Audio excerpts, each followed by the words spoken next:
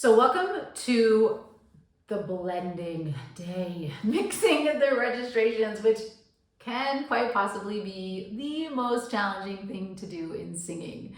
Because we're moving through registers, we're asking the mechanism to literally make a shift in real time. And what I'm going to tell you is, for most people as you're learning this work, I like to think in terms of an analogy. So when you're trying to move your registrations, for many singers who are just getting started at this, it's going to feel like kind of like a light switch. It pops on and off, you're in one and then you're in the other, and it's very obvious when the lights are on versus when the lights are off. And as you work on this work, you work in this work and you do this for an extended period of time, you will discover that you can turn that light switch ever so slowly into a dimmer. So we want to be able to very gradually make these shifts and make choices in terms of how we're navigating the space to move through the registrations gently and comfortably, and maybe not so obviously. Now that said, one of the beautiful things about the human voice is the possibility of color. And so I tend to like to think about all my registrations as just color and options in terms of what I want to use for singing. And depending on what style of music I'm singing, and to be perfectly honest with you, even within classical music, I will not use the same colors for every single type of music. So I want to make sure that I have access to all of them. So don't be afraid if you're still figuring out how to shade and how to mix through those registrations as you're moving. It's totally normal. And to be honest with you, some days you still have to work on it. So you wake up, I always say that, and today my voice is like, oh yeah, I'll do it easily for you. Some days my voice is like, it's gonna take a little bit of work. So I'm gonna give you one of the exercises I love though, for tuning those registration movements. And the place where it's the most challenging is going to be in your micro movements, the smallest movements. So the half step. I like to train my registrations in a half step using the vowel consonant combination fui. Why do I like fui? Because with fui, I get oo, e, and an onset with a semi-occluded f. So I get a little bit of semi-occlusion at the very beginning, then it sets me up with that e sound. And I'm going to give you a fun little trick for finding the resonant space that I'm looking for in my middle voice, which is where we're going to start. I take my tongue, I place it in the e vowel position, and then I inhale, and I feel the cold spot on the roof of my mouth. I'm going to try, as I'm in the middle voice, to send my sound always to that cold spot. And what you'll notice in the fui is I can actually tune those vowels to give me more lift space, more chest space. So if I do it's more head space, right? If I do it's brighter. Now that's not a part of my range where I can introduce too much chest. No, it just won't speak in that part of my range. But as I go lower, I can open up chest too in that combination. So you can play around and say, I'm going to sing a little bit more E and get a little bit more brightness and a little bit more forward, mask dominance. Or I'm going to tune with a little bit more oo or o and get a little bit more loft. So you're going to play around in this exercise, tuning literally every single pitch. So we're starting, I always start in the dead spot in the middle as much as possible because I want to require myself to have to say hello to lift and forward in this exercise, even at the jump.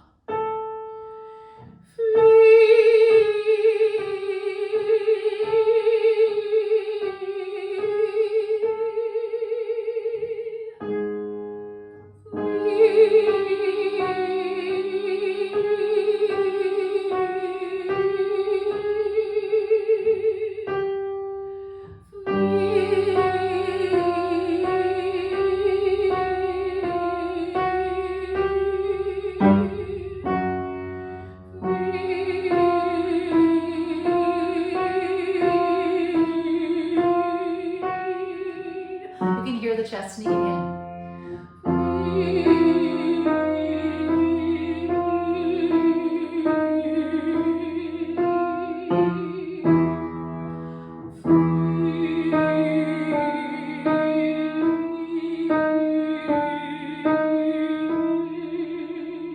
And I'm playing around with where I want to place middle to low. What you'll notice is as I'm moving into chest, it's It's very hard to maintain any sense of loft, but trying to play between mix and forward and that chest, I can kind of toggle between them and make a decision.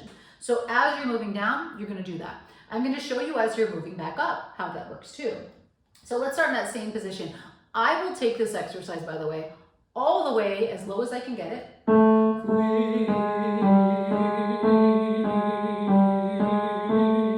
And be pure chest. And then require myself to dig out of the hole, which tends to be the hardest part, digging out of that bottom end. So go as low as you feel comfortable and that you can maintain that valve. Remember, we already did chest openers. We don't need to do a chest opener on this. This is not for chest opening. This is for navigating the middle range. So what I'm going to do now is be in that middle range.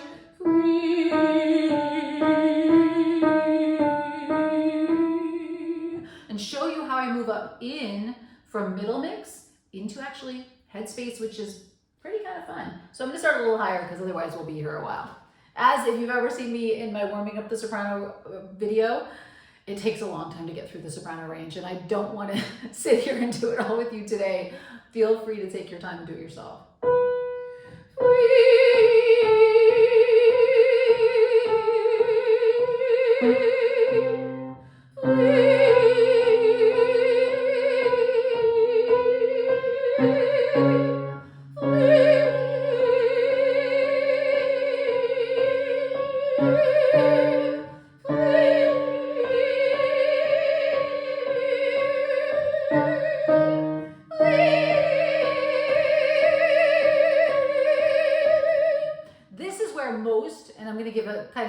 Extra bonus tip for sopranos here. Most sopranos will want to open up gradually, and I say no.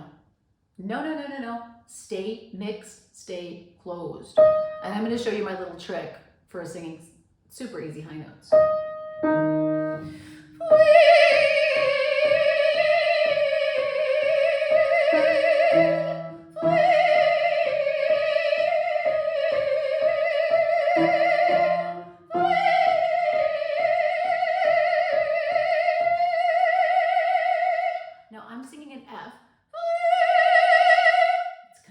Shrill. I could add a little bit of chest to that.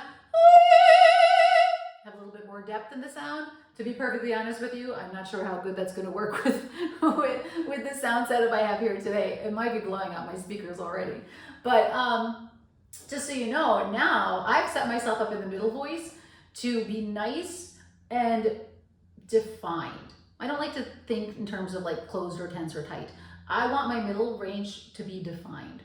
Because if I can keep the middle range defined, I'm going to do a 180 into head voice. I'm going to be very, very deliberate about saying my middle voice lives in this defined space and my head voice lives in this other space. So that's where I'm dealing with mixing registrations. With digging into the chest range, I can do that nice and slowly and grade that out and make it really, really defined, and not really defined, excuse me, really graded, and making sure that it's smoothed over and there's like shading between. What I do for my headspace, and I find very successful, especially for higher voice singers, is to not open until you absolutely need to. And so what I do is I call it threading the needle. You're going to keep your mouth nice and closed until you hit the high note. So here's an exercise for that. It's kind of a little bonus on this one. In this one, you'll see for me, this is an F sharp. I can keep this one closed and I'll probably be happier if I do it.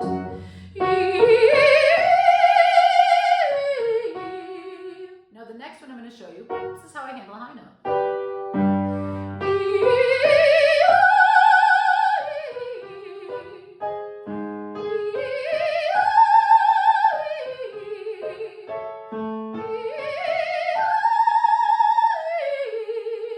And it makes that transition actually quite easy because I haven't used any of my head voice in my middle range, and because I haven't, my runway is way longer.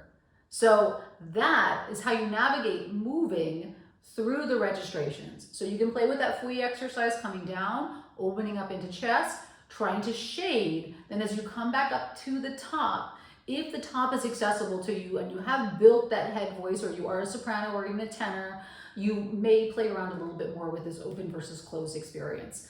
Let me give you a quick sidebar too as we're doing that. Think about your vowels. For me, if I sing a closed vowel in the middle range, and save the open valve for the high notes and the low notes, to be honest with you, I'm gonna have a much more successful time, because what I've done then is expand my range of motion, right? So I kept a nice closed shape for the middle voice. And sometimes if you see me sing, you might not even realize I'm singing if the audio was turned off. So if I'm doing,